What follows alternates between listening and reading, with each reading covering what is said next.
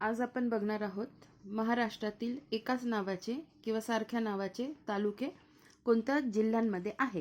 तर याच्यावर पूर्व परीक्षेला कंबाईन गट ब आणि गट क पूर्व परीक्षेला आतापर्यंत एकच प्रश्न, ते पण 2014 मध्ये विचारण्यात आलेला आहे. ठीक आहे. मुख्य परीक्षेला यावर प्रश्न विचारण्यात आलेला नाहीये. कशावर म्हणते मी? सारख्या नावाच्या तालुक्यांवर. 24-25च्या परीक्षांमध्ये विचारला असेल तर माहिती नाही, कारण आपण 24-25च्या मुख्य परीक्षेच्या प्रश्नपत्रिका सेपरेट कव्हर करणार आहोत. त्या अजूनही मी बघितलेल्या नाहीयेत.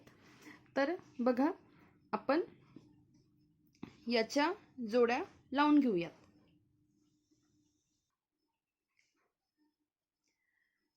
तर बघा, हे मी तुमचं ट्रिक्सच्या स्वरूपात पण सगळे तालुके पाठ करून घेणार आहेत. आता फक्त तुम्ही प्रश्न बघा.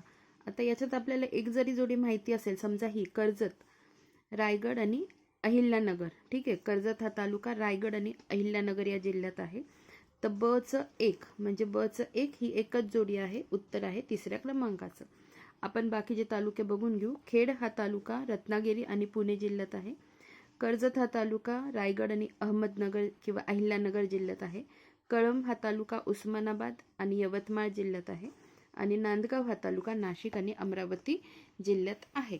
तर बघा, आपण सारख्या नावाचे तालुके आता बघून घेऊयात. बाकीचे कोणते कोणते आहे. एकाच नावाचे तालुके व संबंधित जिल्हे बघून घेऊ आपण.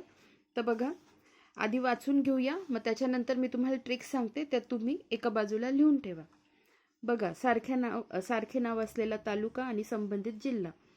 कारंजा, वर्धा व वाशिममध्ये, खेड, पुणे व रत्नागिरी, कर्जत, रायगड व अहमदनगर, कळंब, उस्मानाबाद धाराशिव, यवतमाळ, नांदगाव, अमरावती व नाशिक, मालेगाव, नाशिक, वाशिम, सेलू, परभणी व वर्धा, शिरूर, पुणे व बीड, बार्शी, सोलापूर व अकोला, आष्टी, वर्धा व बीड. आता पाठ कसं करायचं सांगते. बघा, कारंजा तालुका कोणत्या 2 जिल्ह्यांमध्ये आहे? तर वर्धा आणि वाशिम. त्याच्यावरची ट्रिक लिहून ठेवा की करंजीचा वास वर्ध्यापर्यंत, करंजी वरून कारंजा, वास वरून वाशिम, वर्ध्यापर्यंत वरून वर्धा, नंतर खेड,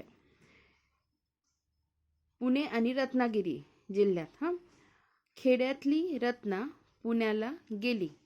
खेडवरून खेड तालुका, रत्नावरून रत्नागिरी, पुण्याला गेलीवरून पुणे. नंतर कर्जत, रायगड व अहिल्यानगर.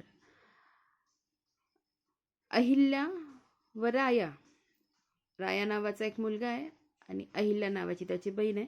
यांच्यावर काय आहे? कर्ज आहे. राया व अहिल्या यांच्यावर कर्ज, असं लक्षात ठेवा. नंतर उस्मानाबाद, धाराशिव व यवतमाळ इथे कळंब हा तालुका आहे.